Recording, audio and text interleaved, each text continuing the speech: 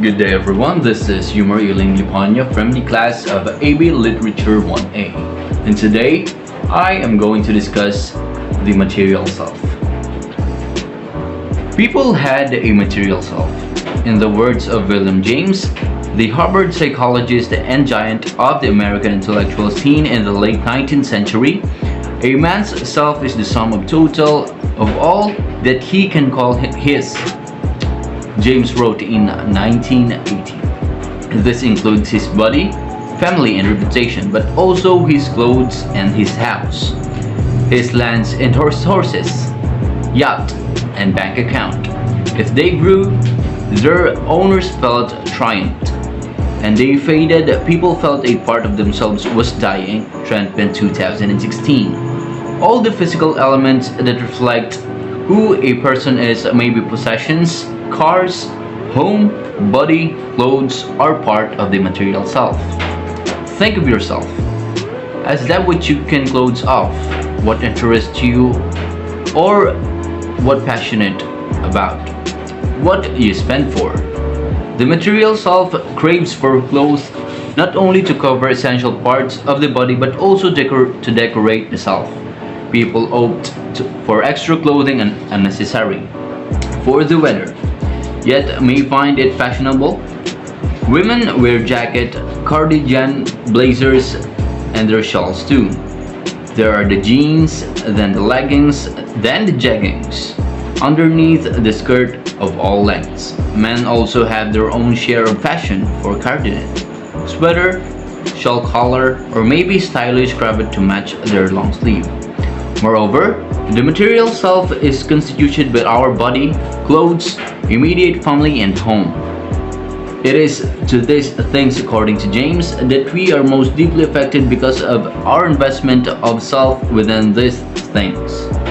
The more we invest ourselves in these objects, the more we inevitably are to them. Psychologists who study the impact of wealth and equality on human behavior have found that money can powerfully influence our thoughts and actions in ways that we're often not aware of, no matter what our economic circumstances are. George E. 2014. Cordes 2017 manifested that cash can have serious bearing on one's belief regarding the way a person views him or herself. The following evidence behind the idea that money can change a people are: first, social and business value. The two motivations for completing a given task. The first is social. By recognizing a task's social value, a person sees it as a worthy investment of time and a part of his or her social duty, and he or she is usually happy to help out. When money is offered as a motivation, however, people start thinking less of the social aspects and more about the business value. The second one, sufficiency and service. Those who are conscious of money typically strive to be more self-sufficient than those whom money isn't a priority.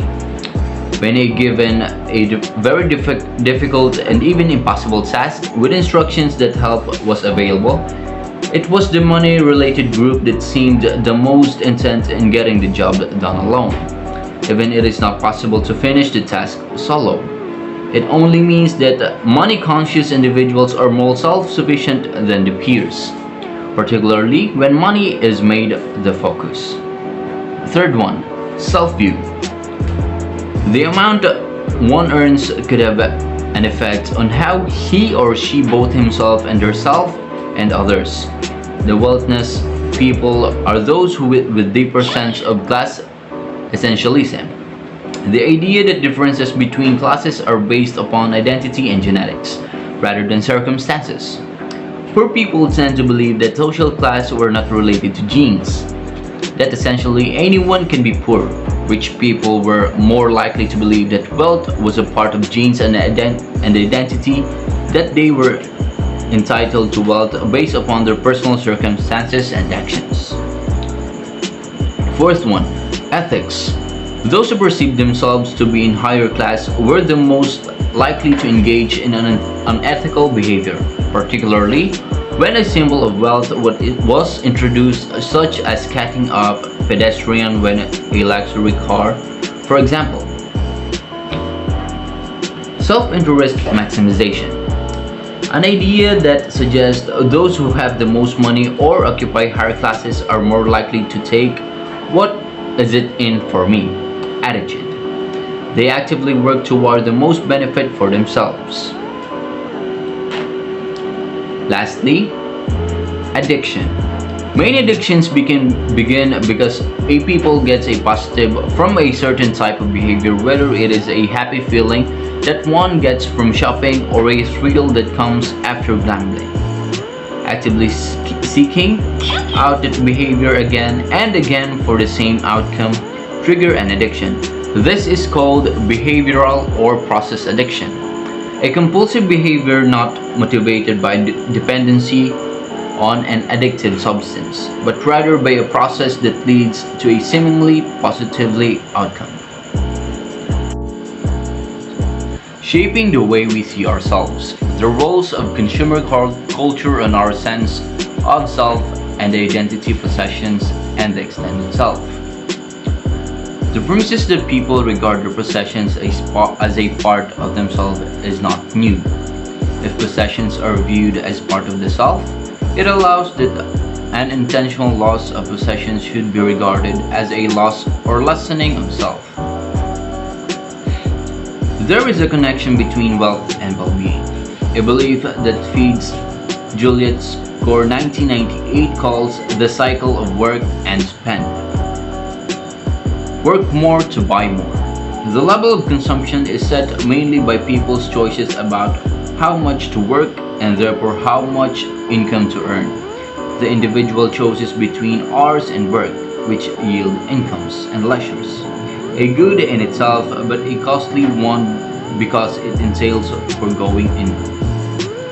The income earned then determines the level of consumptions. Thus, individuals, worker, or consumers choose the level of working hours and the quantity of consumptions. Special classes of extended self. First one, collections. I shop, therefore I am. As Bug 1982 notes, human and animals once primarily assembled collections of necessities for future security. But today, humans more often assemble collections and non-necessities for distinction and self-definition. Collection of this sort may be initiated by gifts or other unintended acquisitions, but the cultivation of collections is a purposeful, self-defining act. Collecting has become a significant activity in our consumer society as it has become more widely affordable through the dictionary, time, and money available to the general population rather just the wealthy elite.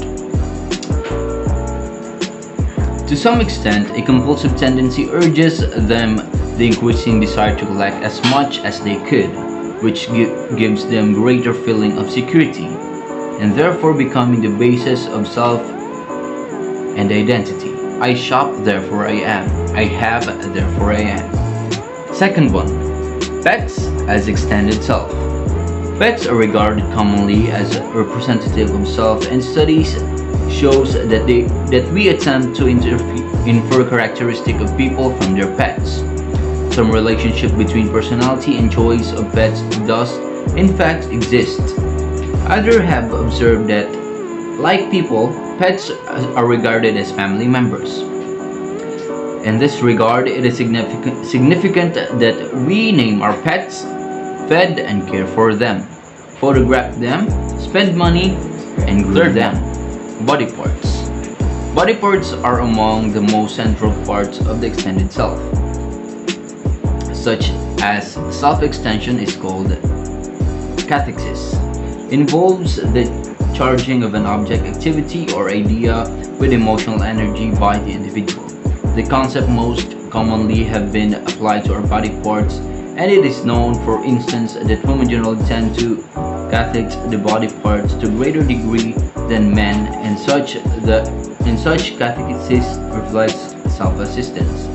When a body part is more highly cathected, There is a greater use of grooming products to care for these parts of the body. For this summary, material self refers to all the physical elements that reflect who a person is, which includes his or her body, possessions, and home. The body is the innermost part of the material self, the family, home, and clothes from a person's material self.